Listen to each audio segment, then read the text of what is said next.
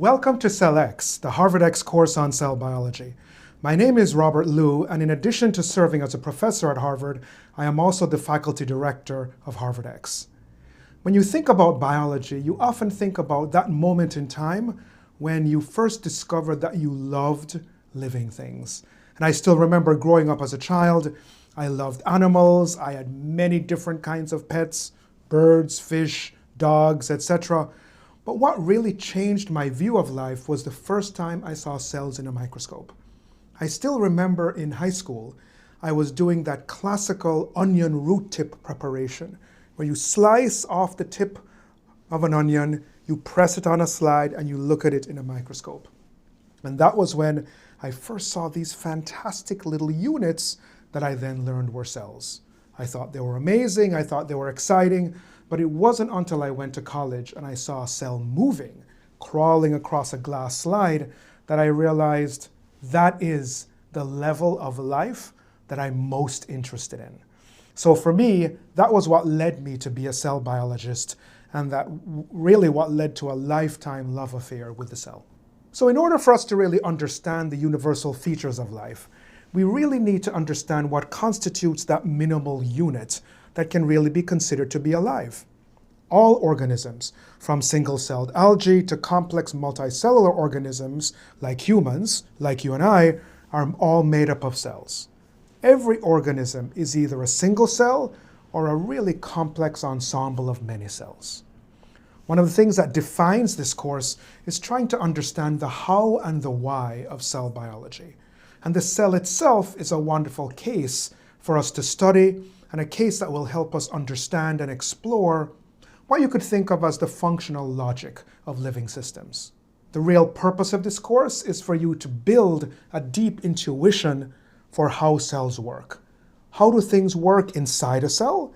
And why do the work of individual cells and many cells help us understand ourselves as living organisms? So let's go back in time for just a moment. What we're looking at here is a microscopic image created in the 17th century by the natural philosopher and polymath Robert Hooke. Hooke believed at the time that this image showed cells. This is a sample of cork tissue, and what he was really observing were the remains of cell walls from the dead cells of cork tissue. This image really was the beginning of an understanding that the smallest, most fundamental living units are indeed compartmentalized cells. And as complex multicellular organisms, it's very important that we understand what the fundamental unit actually looks like. So clearly, even though he wasn't looking at living cells, Hooke was on the right track. It is also worth noting the vast diversity of cell shapes and sizes. A bacterium, for instance, is a single-celled organism that is about 1 micrometer long.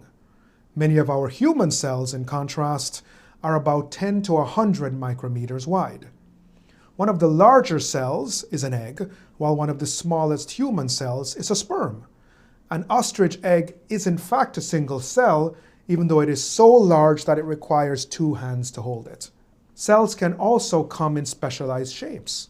Bacterial cells tend to be elongated, while human red blood cells tend to look like these ovular discs. And some of our neurons have projections that can extend up to 1 meter in length.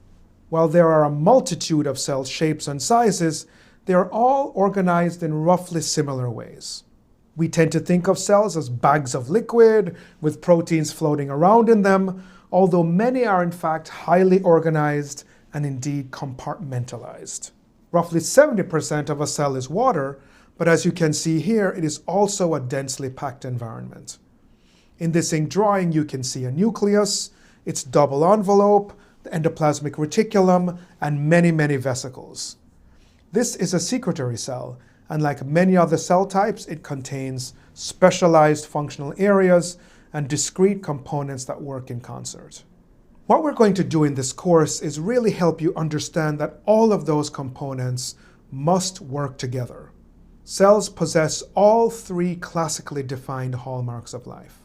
Each cell must be able to reproduce by storing and transmitting genetic information. Each cell must be able to regulate its internal environment as it adapts over time in response to its external environment, and each cell must be able to harness energy from the environment to do work. A cell satisfies each of these three requirements, and therefore each cell is itself a living entity.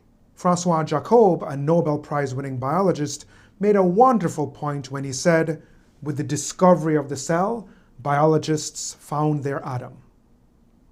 So the cell sits at the perfect intersection between molecular and physical processes. Cells allow us to bridge the physical sciences and the life sciences and drive our understanding of behavior. The behavior of complex ensembles of macromolecules and behavior of biological processes that we can see with the naked eye or experience in our physical bodies. If you compare a cell with something truly vast and on a very different scale, like a galaxy, you will see that as different as those two might seem one from the other, they both clearly obey the laws of physics. So both cells and a galaxy contain clearly definable molecular components, each of which you can study, explore, and understand. Much of this course will be an investigation of the function of these components. But one major difference, however, is that unlike a galaxy, cells have a particular mission. And as you're seeing here, that mission is to reproduce. We're looking at a time-lapse video of a cell that is preparing for and then undergoing cell division. We can see that the cell is simply a